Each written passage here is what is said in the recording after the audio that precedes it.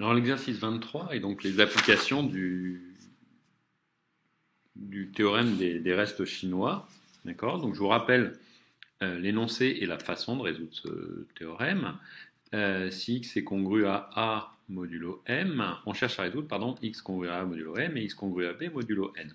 On est dans le cas où m et n sont premiers entre eux. Donc ce que l'on fait, c'est qu'on commence par trouver des coefficients de Bezout, lambda m plus mu n qui vaut 1. Et on remarque que, ce faisant, si je prends bm lambda sera congru à b modulo n, alors que multiplié de l'autre côté, a mu n sera congru à a modulo m. Ce qui me donne en particulier que si je prends c a mu n plus b lambda m, j'obtiens un nombre qui est bien congru à a modulo m et à b modulo n. Et ce nombre c, d'accord, l'ensemble des solutions, on le montre avec une double inclusion et un lemme de Gauss, on obtient l'ensemble des x congru à c modulo mn. Alors, appliquons ceci aux trois problèmes. Le premier, donc le problème des objets en nombre inconnu, et on les regroupe par paquet, et on regarde ce que ça donne.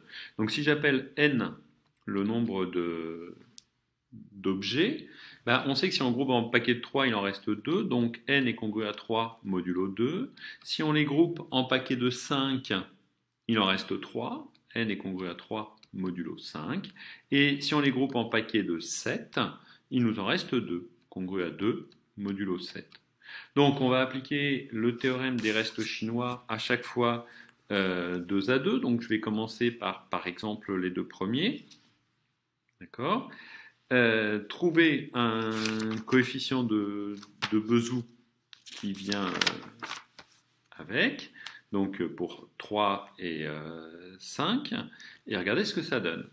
Donc si je le fais relativement rapidement, je vais avoir 5 fois 3, non, n'importe quoi, pardon, excusez-moi, 3 fois 3, donc ce sera mieux pour du Bezout, donc 2 fois 5 moins 3 fois 3, qui est égal à 1, relation de Bezout, et ce qui fait que si je multiplie, j'ai que 2 fois 5 est congru à 1 modulo 3, donc multiplié par 2, j'ai que 20 est bien congru à 2 modulo 3. Alors que de l'autre côté, moins 3 fois 3 est congru à 1 modulo 5, et donc si je le multiplie par 3, j'ai que moins 27 est bien congru à 3 modulo 5. La somme des deux, comme ce que l'on fait ici, me donne que moins 7 est bien une solution du problème, congru à 2 modulo 3, oui, et congru à 5 modulo 3. Et donc l'ensemble des solutions de ce problème-là, ça sera n, ça équivaut à n est congru à moins 7 modulo 3 fois 5, 15. D'accord. Et puis, je vais le garder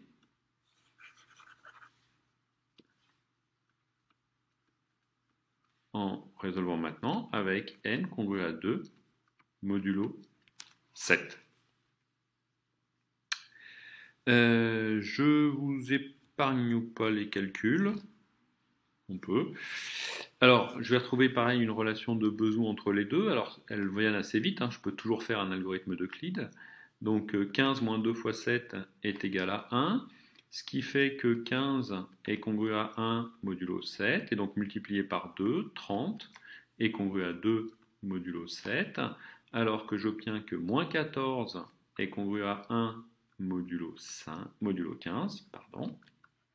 Et donc, multiplié par moins 7, moins 14 fois moins 7 sera congru à moins 7 modulo 15.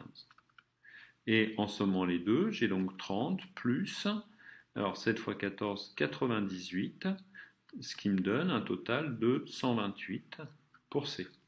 Donc, ce que je cherche à ma résolution, ça sera n congru à 128 modulo 7 fois 15, donc 7 fois 15, 105.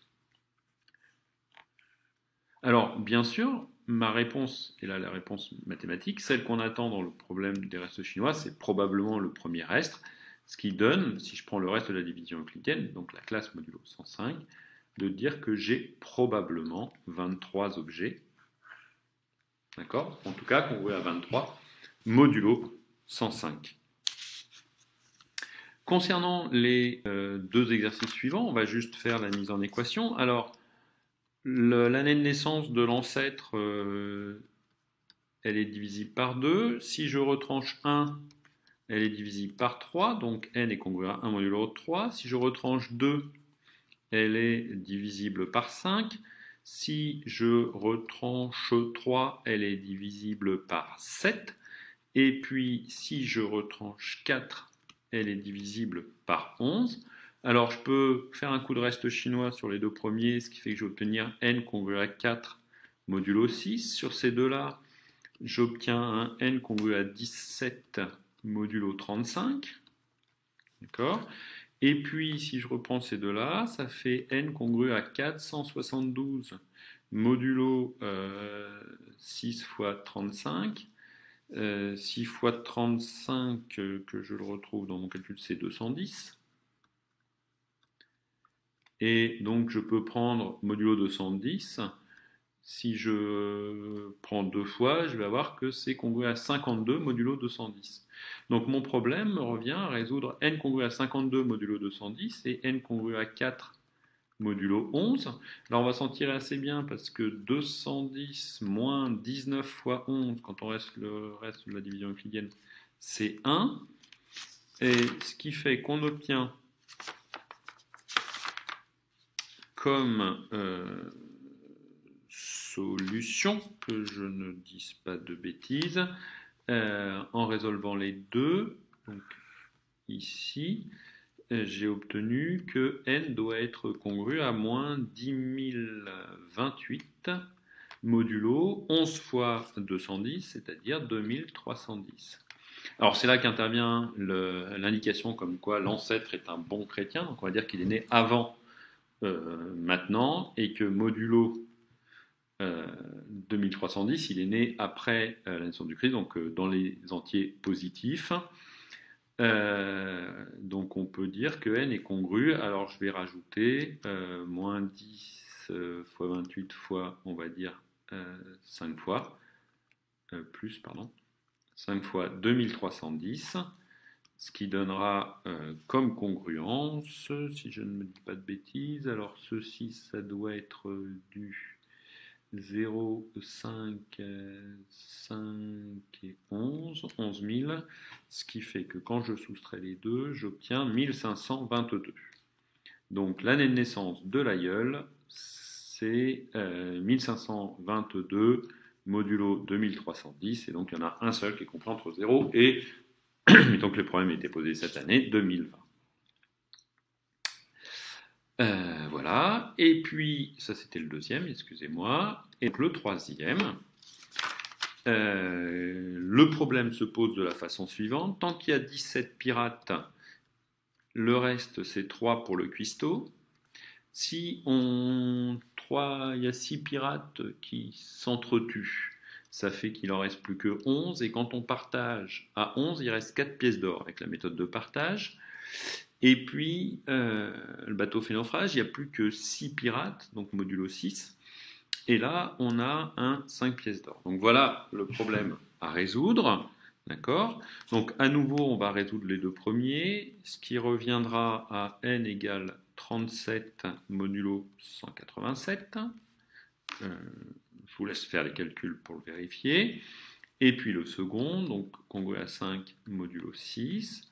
Et je rassemble les deux. Alors bien sûr, ce que je n'ai pas précisé, mais tous ces nombres sont premiers 2 à 2. Donc comme ils sont premiers 2 à 2, ils restent premiers avec les différents produits. Et donc à chaque fois qu'on applique le théorème des restes chinois, on a bien des nombres premiers entre eux. Et donc le dernier qui me reste, j'obtiens que, je ne dise pas de bêtises, que je trouve ça au milieu de mes calculs, n congru à moins 5947 il me semble. Oui. Modulo le produit 187 x 10, donc 1122. Avec ce 5900 qui est obtenu en remarquant que 187 moins 6 fois 31 est égal à 1, ce qui me donne comme différents congruences pour mon n ici, c'est donc 187 fois 5 moins 186, qui est le 6 fois ceci, fois 37, qui doit être égal à ceci. D'accord ?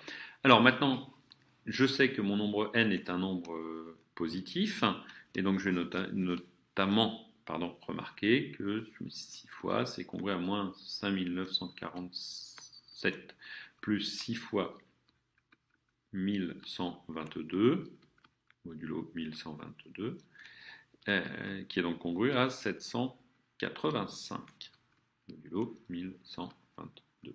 Ce qui veut dire que le cuisinier, si tout le monde, empochera un magot qui est au moins égal à 785 pièces d'or, à moins que le magot soit déficitaire et qu'on puisse avoir des nombres négatifs de pièces d'or. Et sinon, on a un multiple de 1122 supplémentaire dans la cagnotte.